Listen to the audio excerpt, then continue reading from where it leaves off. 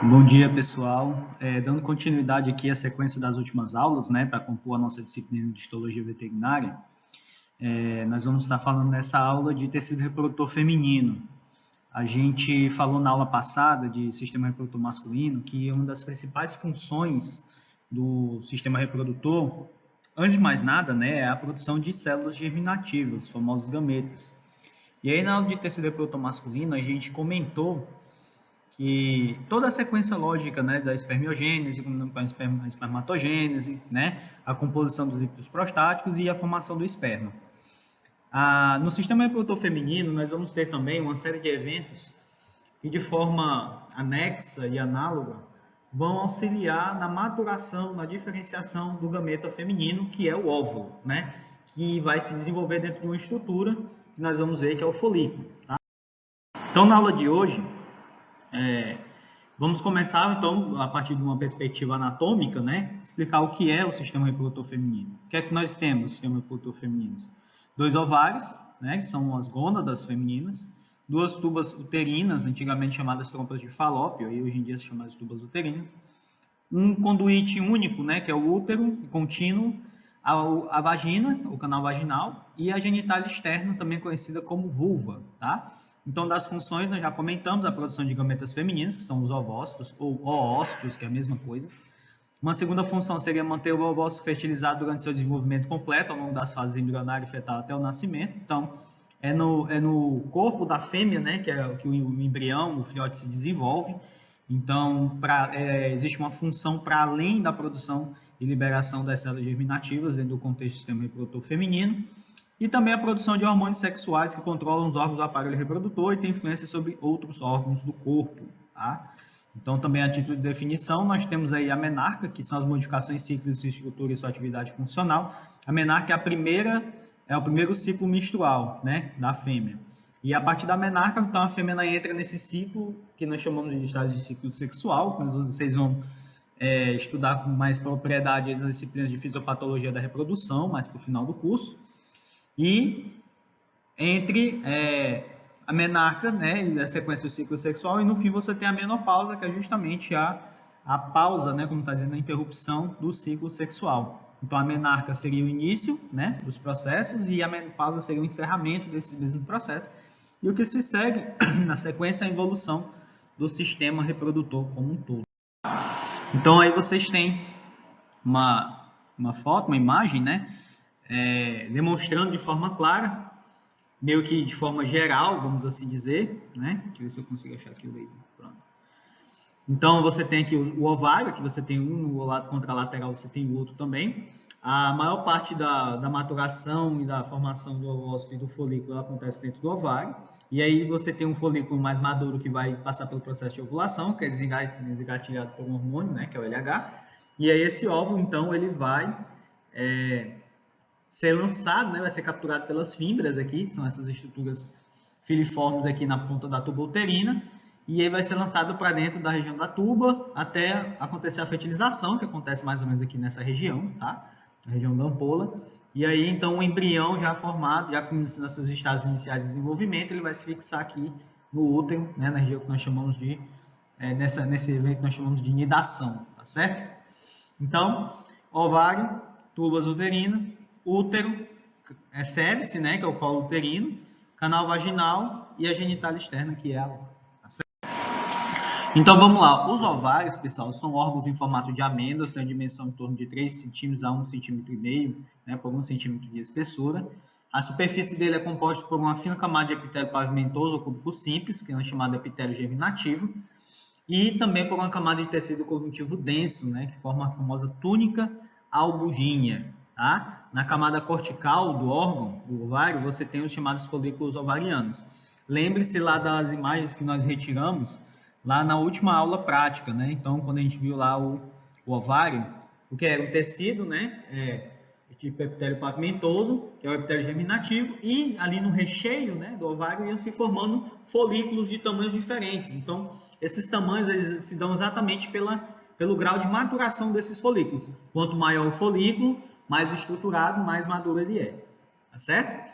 E o que a gente entende por folículo? O folículo é o ovócito associado às células que o envolvem, chamadas células da granulosa, tá certo? Então, eles localizam-se no tecido conjuntivo, que é o estroma da cortical. Além da camada cortical, que vai conter os folículos ovarianos, você tem a camada medular, que é composta por tecido conjuntivo frouxo, associado a um rico leito vascular, tá? O limite entre a região cortical e medular não é muito distinto, sendo então configurada apenas essa divisão meramente didática, assim dizer. Então, a respeito do desenvolvimento inicial do ovário, né, do embrião, no primeiro mês de embrião você tem migração de células germinativas primordiais, né, partindo do saco vitelínico, que vai formar os chamados primórdios gonadais, tá? E aí você tem a transformação dessas estruturas nas ovogônias. Entre o terceiro e o sétimo mês de gestação, as ovogônias, elas entram no estado de prófase da primeira divisão meiótica e tem uma pausa no diplóteno, tá? E aí você tem um indivíduo que ainda no seu estágio embrionário, ele já tem praticamente todos os seus ovócitos, os seus gametas, né, já formados, ainda que em um estágio primitivo, vamos assim dizer, tá? Diferente do macho, que só começa a sua produção de gametas a partir da puberdade, a fêmea, ela quando nasce, né, ela já tem ali o seu pacote de ovócitos semi-formados, vamos assim dizer. O que acontece durante os sucessivos ciclos que a fêmea vai passando ao longo da sua vida sexual é um processo degenerativo fisiológico desses ovócitos primários. Não são todos os ovócitos, os óvulos, né, que a fêmea tem, vão ser ovulados. Não é tão simples assim. Na verdade, é uma pequena porcentagem desses ovócitos chega até o final da sua diferenciação. A maior parte deles sofre esse processo de atresia, né, que é uma espécie de involução, e ele se degenera, tá? Então, lá no princípio, nós temos os folículos primordiais, que estão na região cortical, próxima à túnica alburínea. Esse ovócito do folículo primordial é uma célula esférica, de aproximadamente 25 micrômetros de diâmetro, núcleo esférico, núcleo evidente, e encontra-se na primeira prófase da meiose, tá? Os cromossomos encontram-se desenrolados, não se cobrem intensamente. As organelas citoplasmáticas estão todas próximas ao núcleo, apresentam numerosas mitocôndrias, complexos de Golgi e retículo endoplasmático. É interessante a gente notar que durante todo o processo de desenvolvimento desse ovócito, dentro do folículo, há uma preservação dessas mitocôndrias, porque elas é que vão ser as mitocôndrias do embrião, tá? Então, todas as mitocôndrias que nós temos, elas surgiram da nossa mãe, porque do pai, do espermatozoide, só entra o pronúcleo. Então, é interessante que essa célula ela já tem uma quantidade abundante de mitocôndrias, que é o que vai sustentar a produção de energia do embrião, tá certo? Além disso, no folículo ele tem uma pequena lâmina basal que envolve, né, constituída de estroma de conjuntivo adjacente. Então, aqui uma imagem mais ampliada, né, do ovário, você tem o epitélio germinativo aqui mais na superfície, e à medida que você vai migrando internamente na região cortical, você tem a evolução desse folículo. Ele vai ficando mais complexo, tá? Maior, vai apresentando camadas distintas, apresentando o antro, que é essa cavidade interna, né, repleta por líquido, até o momento em que ele vai ovular, e aí a gente vai ver mais para frente como é que esse processo acontece, tá? Então, no crescimento folicular, na puberdade, você tem um pequeno grupo de folículos primordiais que pararam lá, deram aquela pausa na prófase, né, na primeira meiose, e aí você começa a observar modificações do ovócito, a presença de células foliculares e fibroblastos que vão compor o estroma, tá? O hormônio que propicia o amadurecimento do folículo é o FSH, que é o hormônio folículo estimulante, que é um hormônio que é secretado lá pela hipófise. Vocês já tiveram contato com o conteúdo desse hormônio, né? Quando vocês fizeram a disciplina lá de fisiologia, são referidos a essa fisiologia 2, né? E então você tem um folículo primário, que tem um diâmetro máximo de cerca de 120 micrômetros, o núcleo ele aumenta bastante de tamanho, as mitocôndrias aumentam também em número, né? Uma distribuição homogênea, o retículo endoplasmático cresce e os complexos de Golgi migram para próximo da superfície celular. Você começa a observar a divisão por mitose, então a camada única de células cuboides no folículo primário unilamilar, associado a um epitélio estratificado, tá? Que é a camada da granulosa. Você tem, então, dois tipos de folículo primário. Esse unilaminar, que só tem uma única camada de células cuboides, e aí ele se transforma, né, por essa mitose aí dessas células cuboides, em camadas múltiplas de células cuboides. Então, ele se torna um folículo primário multilaminar, também conhecido como pré-antral, tá? A zona pelúcida, que é aquela zona de células que envolve o ósseo, é constituída de uma espessa camada amorfa, né, de glicoproteínas. Ela é chamada de zona pelúcida porque ela tem esse aspecto como se fossem os cabelinhos, né, como se fosse um bichinho de pelúcia, tá certo? Na sequência, você tem o folículo secundário, também chamado de folículo antral, tá? Eles ocupam as áreas mais profundas da região da cortical. Você tem um líquido folicular que se acumula entre as células foliculares. Os componentes do plasma associados às secreções das células foliculares, mais progesterona, mais andrógenos e estrógenos, é o que você vai encontrar aí na composição desse líquido, tá? No folículo secundário, ele é chamado de folículo antral porque você tem a formação de uma estrutura cavitária dentro ali do folículo chamada de antro, tá? Associada também ao folículo secundário, você tem um espessamento, né, um adensamento, uma pequena massa de células que se organiza, que dá apoio para o ovócito, chamado de cúmulos ou óforos, tá bom? Você também tem a corona radiata, que são células foliculares que vão envolver esse ovócito. O estroma adjacente, você vai ter a formação das famosas tecas, tá? Que são camadas de células que vão proteger essa estrutura do folículo. Então, você tem duas tecas, né? A teca interna, que é formada por células poliédricas, núcleos arredondados, citoplasma estofílico, e a teca externa, que é composta por células do estroma ovariano, que tem um arranjo concêntrico em volta do folículo. Essa denominação teca é uma nomenclatura grega, né, que significa exatamente isso, algo que protege, como se fosse uma espécie de casca, tá certo? O limite entre a teca externa e a camada granulosa é bem evidente, tá? Depois do folículo secundário, nós vamos ter o folículo chamado pré-ovulatório, ou folículo de Graaf, que é, a cada ciclo sexual, a cada ciclo menstrual, você tem o desenvolvimento de um folículo antral, tá? Que ele vai chegar até essa fase final de diferenciação e de maturação. Esse grande folículo de Graaf é chamado de folículo dominante, e é ele que vai prosseguir até a ovulação. Então, você tem uma célula que começa com algumas dezenas de micrômetros de diâmetro, e aí da sequência do folículo secundário você já tem uma célula que tem algumas centenas, né, de micrômetros de diâmetro. O folículo pré-ovulatório ele pode chegar até 2,5 cm de diâmetro, então é um folículo que pode ser visto macroscopicamente, tá? À medida que esse folículo pré-ovulatório ele se desenvolve, os demais folículos próximos a ele entram no processo de atresia, tá bom? Macroscopicamente, você consegue inclusive observar a saliência que se forma na superfície do ovário, detectável, por exemplo, por ultrassom, a presença desse folículo pré-ovulatório. Bom, dentro dele você vai ter a continuação desse acúmulo de líquido, né, na cavidade antral, que faz com que a cavidade folicular aumente bastante de tamanho. E aí você vai ter uma camada de células da granulose que se torna mais delgada e as tecas mais espessas, certo? Então, nessa imagem, pessoal, nós temos um folículo primordial, então você observa que são poucas células, né? Então, estrutura bem reduzida, bem rudimentar. Ele passa, então, a se tornar um folículo primário unilaminar, que é só com uma camada, né? Por isso que é chamado de unilaminar, uma camada de células que envolvem a estrutura do folículo. O folículo primário multilaminar, que você vai ter várias camadas de células, né, que vão compor a camada da granulosa. O folículo antral, como o nome já diz, você tem a formação do antro, né, que seria o folículo secundário, no caso. E, por fim, o folículo maduro, o folículo pré-ovulatório, também chamado folículo de Graaf.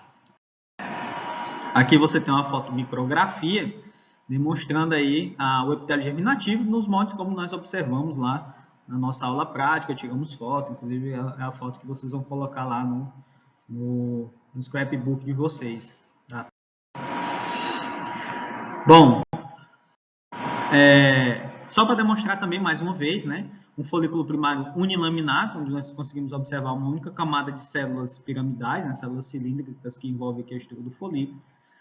O folículo ovariano pré-antral, que seria o multilaminar, né? Então, várias camadas aqui de células, né, que vão compor a zona nervosa.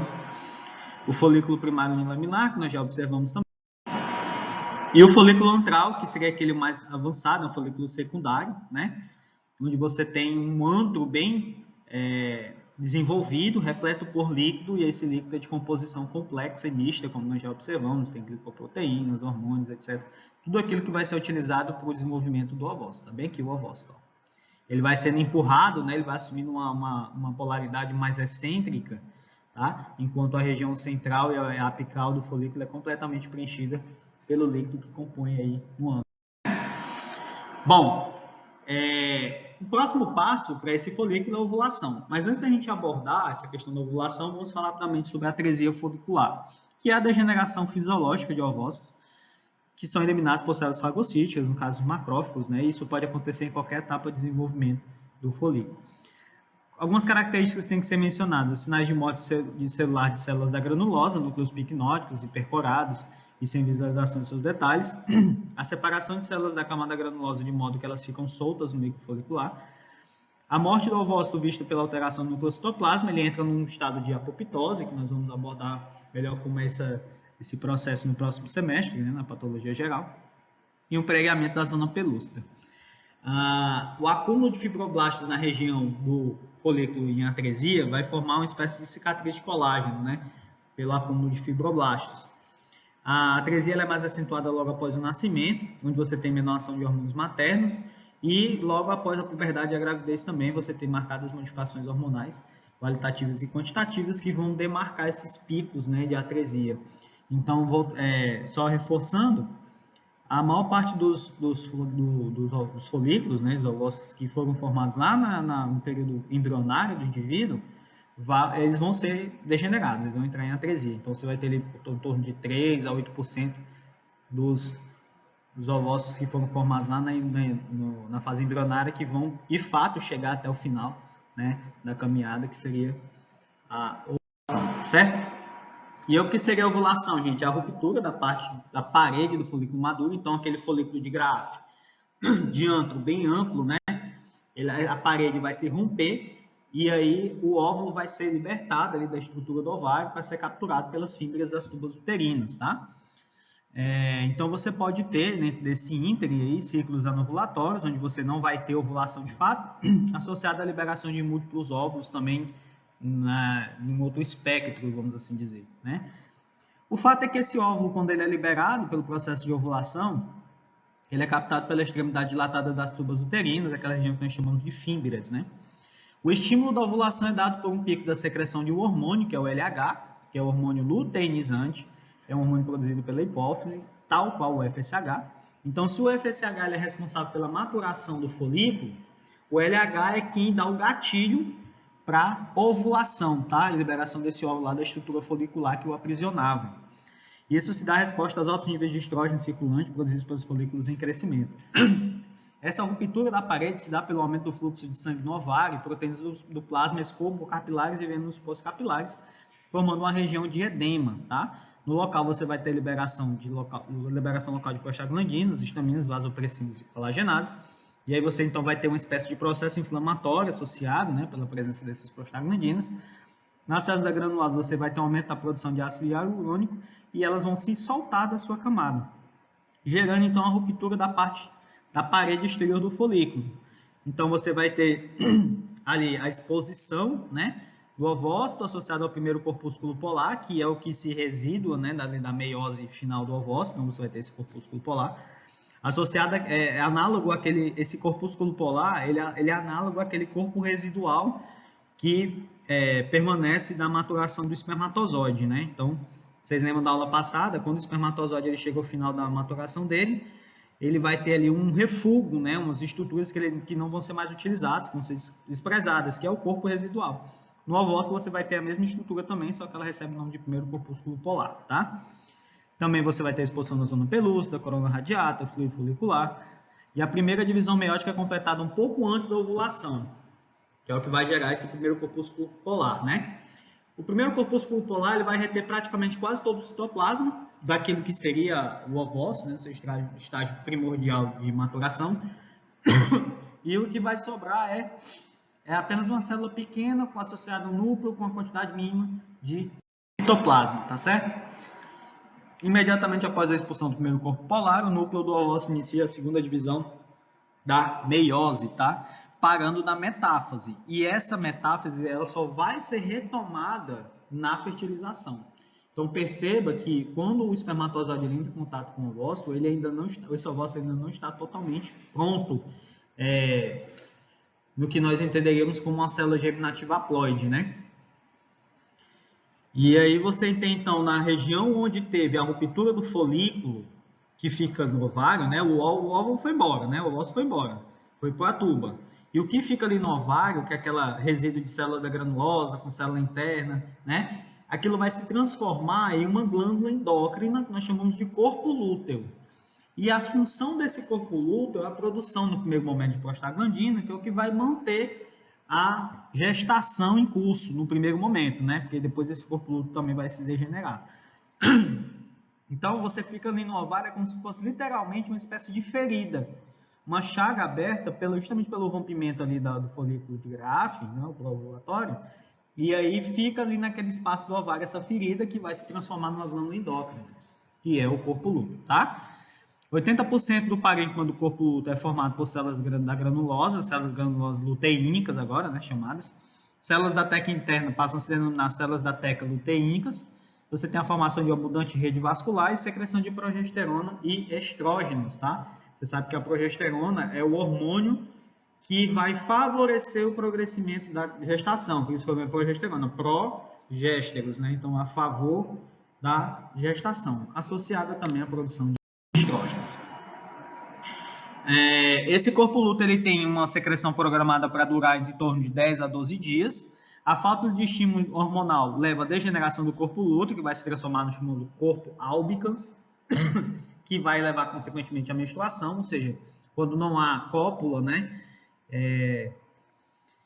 E aí esse corpo lúteo ele fica sem função, sem razão de existir, então você entra em um quadro, né, de atresia também desse corpo lúteo, que vai se transformar na formação do corpo albicans, né, que é uma cicatriz no ovário, e é o que vai dar seguimento ao processo de menstruação, tá? O pico de FSH vai levar ao início do ciclo seguinte. Quando há fecundação, então o embrião começa a sintetizar o HCG, que é a gonadotrofina coriônica, que vai preservar o corpo lúteo, tá? Você vai ter estímulo da secreção de progesterona pelo corpo lúteo, que em feedback contrário faz com que a gestação se preserve. Então entenda, o embrião ele vai sintetizar um hormônio que vai preservar o corpo lúteo produz a progesterona que vai manter a gestação. Então você tem esse ciclo hormonal de feedback, onde corpo lúteo e embrião, no primeiro momento, se comunicam através de ação hormonal para preservar a gestação, tá certo? Você tem a presença das células intersticiais, que são formadas por células da teca interna, de pequenos grupos que persistem em atresia e são secretoras de esteroides, né, estimulados pelo LH. Então, na função ovariana, produção e maturação e diferenciação de folículos era basicamente isso, tá? Na sequência da histologia, nós vamos ter o quê? As tubas uterinas, antigamente chamadas de trompas de Fallope, também conhecidas como ovidutos, tá? São 2 tubos musculares, cada um leva, né, de seu respectivo ovário, até se encontrarem e se confluírem para a região do útero, tá? Então, nas extremidades, você tem o que a gente chama de infundíbulo, que abre-se para a cavidade peritoneal próximo ao ovário, são as fímbrias, né, que vão captar o ovário, e mais internamente, na outra extremidade, você tem a região intramural, que atravessa a parede do útero e se abre no interior dele, tá? Então, de camada, você tem uma camada mucosa, que é mais interna, formada de glândulas longitudinais, compostas por um epitélio colunar simples, associado à lâmina própria e tecido conjuntivo frouxo, epitélio do tipo ciliado, tipo excretor. Então, o epitélio ele é ciliado justamente para facilitar, né, a locomoção do ovário. Então, o batimento do cílio vai carrear esse óvulo, né, para as regiões mais internas aí do útero, inclusive depois que há a fecundação, tá? E também produz secreção de muco, etc. Tudo isso vai facilitar a movimentação do óvulo. Internamente você tem uma camada muscular lisa, camada circular ou espiral interna e uma camada longitudinal externa.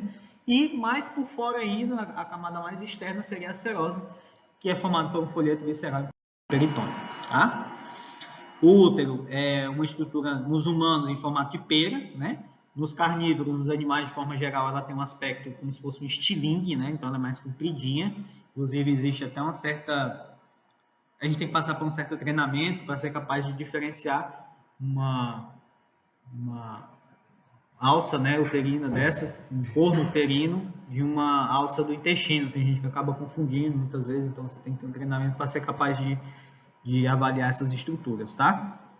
Então, no útero, na parede do útero, você tem uma camada espessa, composta de 3 camadas. O mesotélio, a serosa, né, que é mesotélio mais tecido conjuntivo, uma camada intermediária, que é o miométrio, que é composta por músculo liso, e uma camada mais interna, que é chamada de endométrio, tá? Que é composta basicamente por células de natureza epitelial.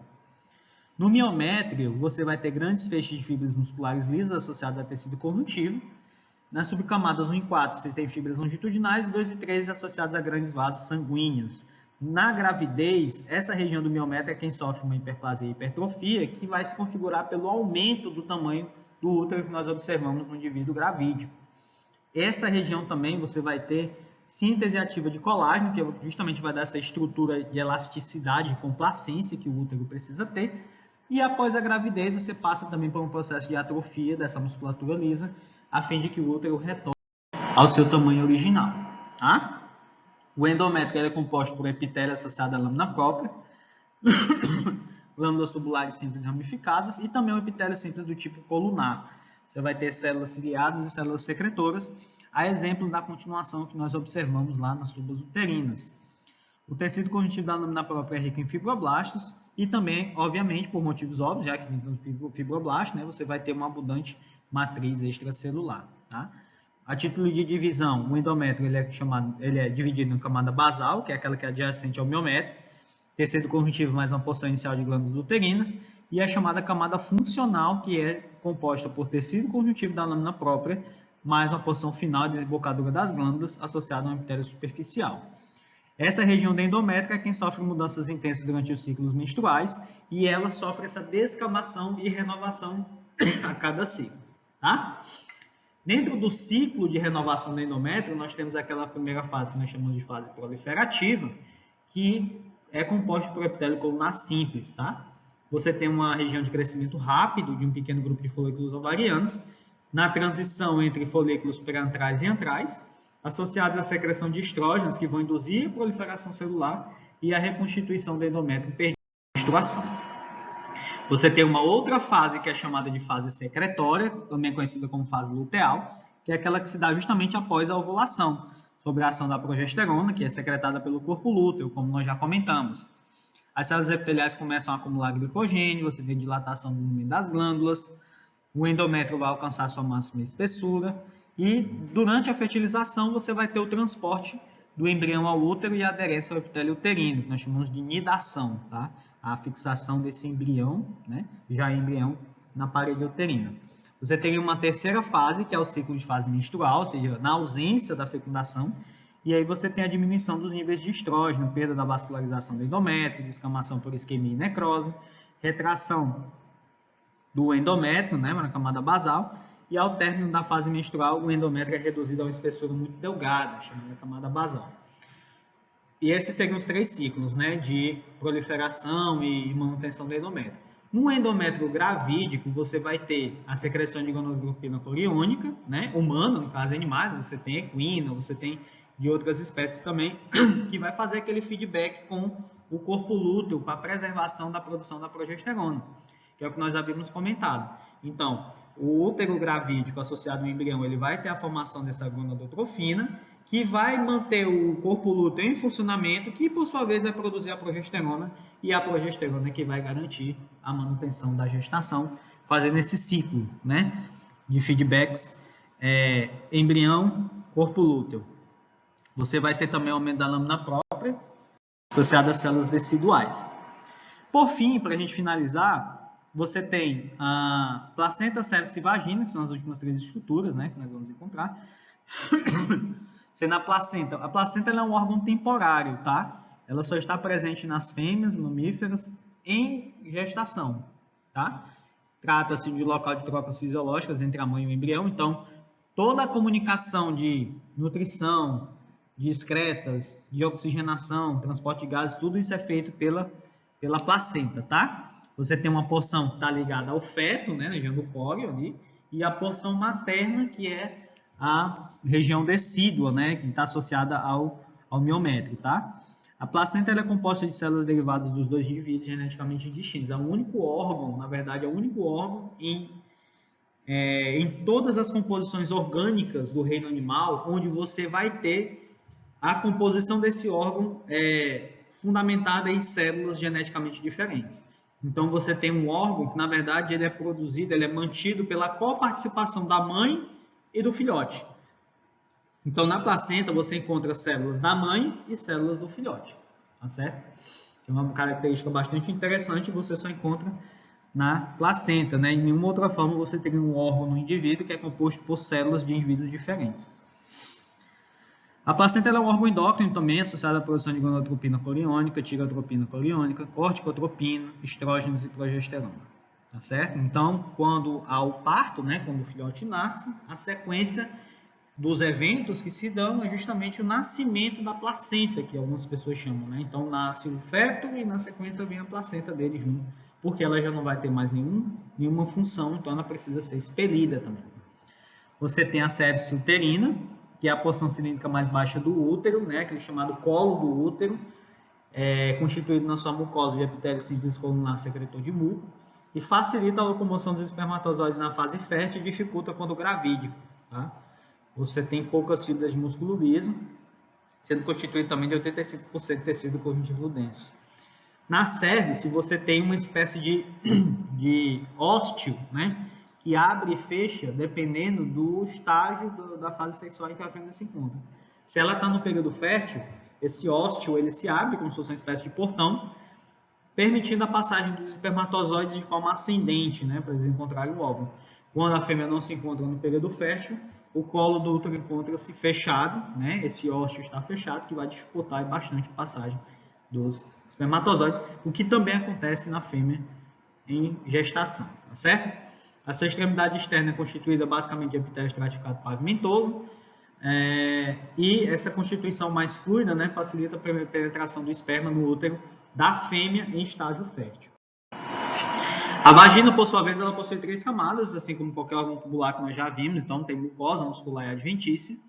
O epitélio da mucosa vaginal ele é estratificado pavimentoso levemente keratinizado. Existe produção de glicogênio para a manutenção da microflora e o pH da vagina. Então, as células que compõem o epitélio da mucosa vaginal produzem tanto glicogênio, porque esse glicogênio vai ser utilizado para a manutenção das bactérias que compõem de forma natural a microflora da vagina e também a manutenção do pH. Entendam que o espermatozoide, quando ele entra no canal vaginal, ele é uma célula estranha. Tá? Então, o sistema imunológico da fêmea, principalmente na região da vagina, vai tentar destruir essas células, que vão ser tratadas como se fosse uma bactéria, como se fosse um vírus, enfim. Isso faz parte também da composição daquilo que nós chamamos de seleção natural. Os espermatozoides que, para além de tudo que ele passa, e consegue passar pelo sistema imunológico da fêmea, são os espermatozoides mais aptos a chegarem no óvulo, né? Fazendo assim a fecundação. A lâmina própria também é constituída de tecido conjuntivo frouxo muito rico em fibras elásticas, associado em fósforos e neutrófilos, enfim, que são as células de defesa, né, da fêmea. A muscular é formada por conjuntos longitudinais de fibras musculares lisas. A adventícia é formada por uma camada de tecido conjuntivo denso, rico em fibras elásticas e associada a um plexo venoso extenso e feixes nervosos também, grupos nervosos. Na genitália externa, que é a vulva, você tem uma divisão anatômica em pequenos e grandes lábios, além de algumas glândulas que se abrem no vestíbulo, que seria a entrada, né, do canal vaginal. Ali no vestíbulo você vai ter a saída ali terminal da uretra, né, onde vai ser eliminada a urina da fêmea, e ductos das glândulas vestibulares. Nessa região da genitália, da vulva, você vai ter também as famosas glândulas de Bartholin, né, que fazem secreção de muco e tornam essa região mais lubrificada. Nos pequenos lábios você vai ter dobras na mucosa vaginal, que tem tecido conjuntivo e fibras elásticas, associado ao epitélio estratificado pavimentoso, uma delgada camada de células queratinizadas. Essa região da vulva ela tem uma composição histológica que se segue em continuidade à pele, tá? Então você vai encontrar justamente o que? O epitélio estratificado pavimentoso. No primeiro momento, há um certo nível de queratinização, mas à medida que você penetra dentro da mucosa vaginal, dentro do canal vaginal, até a região da sepse, a tendência é que continue sendo no epitélio estratificado, mas acaba perdendo, né, essa queratinização que é característica da pele, tá? Você vai ter glândulas sebáceas sudoríparas também nessa região, tanto nas superfícies internas como externas da vulva. E os grandes lábios seriam o quê? Dobras de pele associadas a tecido adiposo e músculo liso, e também a presença de glândulas sebáceas, porque geralmente são regiões glabras, né? Regiões com pouca não são cobertas completamente por pelo, etc. Então, aí você faz necessária a importância das glândulas sebáceas para reduzir o atrito dessa região, tá? O Junqueira, ele acrescenta as glândulas mamárias dentro do tecido reprodutivo feminino, ainda que a gente entenda que a glândula mamária não faz parte do tecido reprodutor, tá? Mas como ela está dentro desse contexto de lactação, amamentação, que está associado, querendo ou não, ao filhote, né? Existe essa anexação, né, da estrutura histológica da glândula mamária no sistema reprodutor da fêmea, tá? Mas aí a gente já entende que glândula mamária, por ser glândula, é epitélio, né? É tecido epitelial. Bom, as glândulas mamárias, pessoal, elas são compostas de um sistema complexo de ductos que se interligam, tá? Compostos de glândulas tubulo-alveolares compostas. Então, você tem várias glândulas, né, que vão confluindo os seus túbulos nessa conformação alveolar, que nós vimos lá na primeira aula do sistema epitelial, né, o que seria uma glândula tubulo-alveolar composta, e aí fica até aí a sugestão, né, de vocês revisitarem esse tecido, né, para relembrar o que é a estrutura glandular. E a função da glândula mamária é secretar leite para nutrir os recém-nascidos, tá? Nas espécies animais, a gente observa que a evidência, né, das glândulas mamárias, de fato, ela apenas corresponde ao estágio de amamentação. Então, quando a fêmea ela não está amamentando, as glândulas mamárias elas se encontram reduzidas à semelhança do que acontece no macho. Talvez na espécie humana seja a única espécie mamífera em que as glândulas mamárias se apresentem de forma evidente na fêmea, mesmo que ela não esteja amamentando. Mas a função básica da glândula mamária é a secreção de leite, né? Produção e secreção de leite para nutrir os recém-nascidos, isso obviamente para os mamíferos. Então, os ductos galactófaros, eles são compostos por lóbulos separados do tecido conjuntivo denso, associado também ao adiposo, né? E o seu respectivo ducto secretor individualizado. Na estrutura das glândulas mamárias, nós observamos, após a puberdade, uma proliferação dos ductos galactófaros e acúmulo de gordura via estrógenos, e a composição dos lóbulos, que se desenvolvem a partir das extremidades dos ductos. Vários ductos intralobulares se unem em um ducto interlobular terminal, associado a tecido conjuntivo intralobular frouxo e celularizado, entremeando os lóbulos. Próximo à abertura do mamilo, os ductos galactófaros se dilatam para formar os seios galactófaros. E as aberturas externas dos ductos galactófaros são compostas por epitélio estratificado pavimentoso, tá? Porque você precisa de uma estrutura de resistência que resista ao ato de atrito da sucção do filhote, então tem que ser um epitélio estratificado pavimentoso, enquanto que nos ductos galactófaros, pela sua essência glandular, a gente vai observar um epitélio estratificado colunar cuboide. E aí nós temos então aqui para finalizar a imagem de uma glândula mamária em repouso, vamos assim dizer, ou inativa, né? E uma glândula mamária ativa, onde nós observamos a dilatação das unidades secretoras tubulo-alveolares, que vão confluir seus ductos na região dos ductos galactófaros até chegar na região dos seios galactófaros próximos ao mamilo. E aí o leite ele fica, ele vai sendo lançado aqui, né? A mama ela vai aumentando de tamanho e à medida que o filhote vai mamando, esse leite vai sendo drenado, tá? Vale ressaltar que a glândula mamária ela é uma glândula de produção, não de armazenamento. Não é interessante que esse leite ele fique armazenado dentro do seio. Primeiro porque isso gera um feedback negativo e aí a fêmea para de produzir, né? Chama de secar o leite. Ao mesmo tempo que também a própria estrutura química do leite, quando ele permanece por tempo demais em estase na glândula mamária, ele gera uma formação de concreções, né? Que o pessoal chama de leite empedrado, né? Que é bastante desconfortável para a fêmea. Então, pessoal, de sistema reprodutor feminino era isso que a gente tinha para falar. Fica faltando só a aula de sistema endócrino, que eu vou estar também lançando, liberando nos próximos dias. E aí a gente encerra, né, o nosso cronograma dentro daquilo que a gente se propôs na disciplina. Fiquem atentos para a lista de exercícios, que eu vou colocar anexo também, que vai ajudar bastante também no processo de estudo de vocês, ok? Então é isso e até a próxima.